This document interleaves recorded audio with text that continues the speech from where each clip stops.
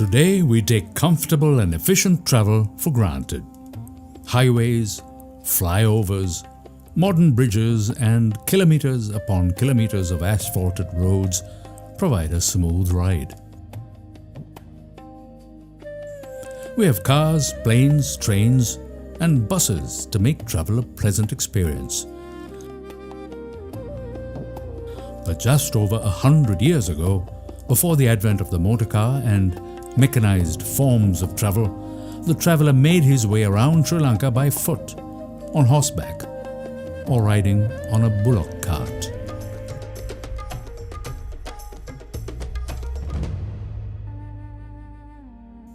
Along the forest and village paths around Sri Lanka, we find the remains of small accommodations built by the kings of old, places for the weary traveler to find respite from the journey, a refuge from the elements.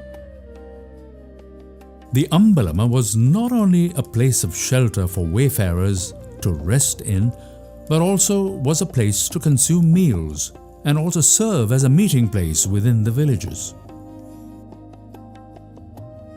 The journey to one's destination in times past would mean an arduous trek through small village paths, often encountering wild animals.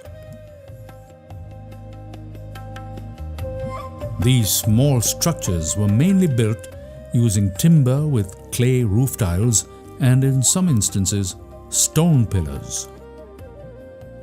Unfortunately, most of these resting stops or Ambalamas have deteriorated in condition or have been lost over time due to the structure perishing.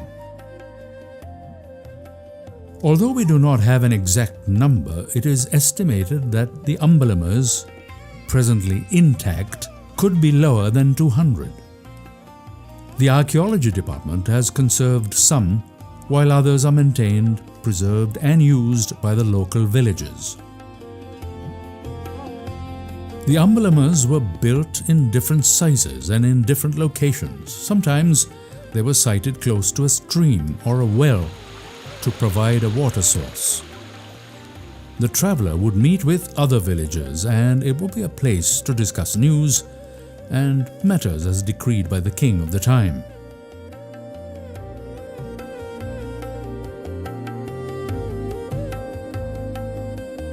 Inside most Ambalamas there is a ledge or bench which goes around the structure, meant for one to use for sitting on or sleeping on. Some of these Ambalamas had stone pillars used in the construction, which have survived to date. Trusses or doorways made of granite also remain in its original form. During the Kandyan era, the Ambalama was adorned with elaborate wood carvings. In some of the restored sites, the archaeology department has reconstructed the wooden pillar heads or trusses with the embellishment known as a pakada or pakadea, to give the structure a semblance of the original architecture.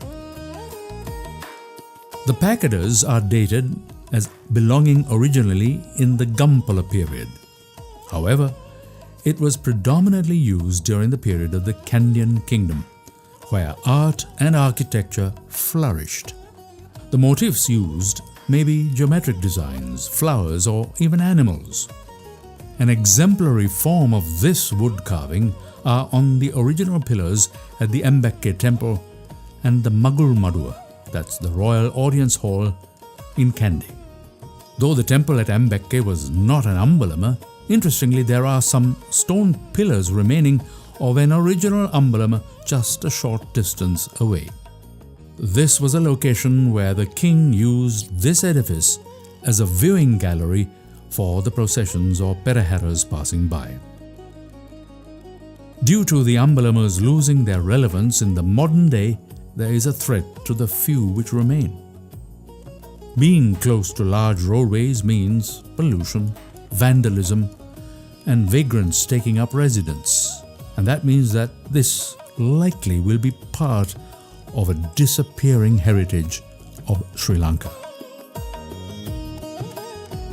The few which have been restored or looked after have now taken on a modern usage where some may shelter from the sun or use it as a place to check their digital devices. In other places, the original use is forgotten, and the city and its people move around with the Ambalama receding into the background of modern buildings. Continuing to preserve and maintain the few Ambalamas left is an imperative for Sri Lanka's society. This is so that future generations can see firsthand the structure which played a vital and intimate role in village lives and also provided the weary traveller of times gone by with shelter, a brief respite from their arduous journey.